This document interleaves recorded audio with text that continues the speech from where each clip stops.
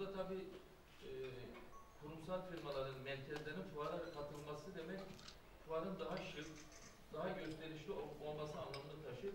Bunu henüz yakalayamadık. Şanlıurfa'mızda yapacağımız Mart ayında hem tarım ve hayvancılık, gıda, tarım, hayvancılık ve yapı, inşaat, dekorasyon fuarı dolayısıyla burada toplanmış bulunuyoruz.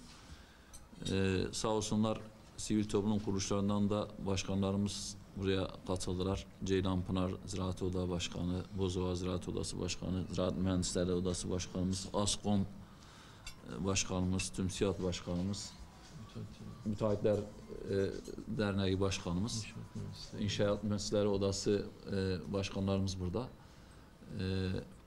İnşallah Urfa'mız için güzel olur. Urfa'mız dışarıdan gelenler de özellikle hükümetin dünkü gelenlerden bizim görüşebildiklerimiz, herkes Urfa'daki gelişmeyi takdir ediyor. Ama bu gelişmeler bizler için yeterli değil. İnşallah hep birlikte bunları daha ilerlere taşıyacağız. Fuarlar bizler için çok önemli.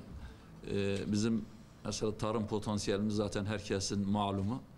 Ama bunu daha da ileriye götürebilmek için hem üreticilerimizin gelişmelerden haberdar olması lazım. Ayrıca işte diyelim ki bu işten iştigal eden firmaların da gelip burada ürünlerini tanıtması lazım. Gene inşaat alanında firmalarımız gelişiyor. Özellikle Irak'a ihracat konusunda da bayağı iş yapmaya başladılar.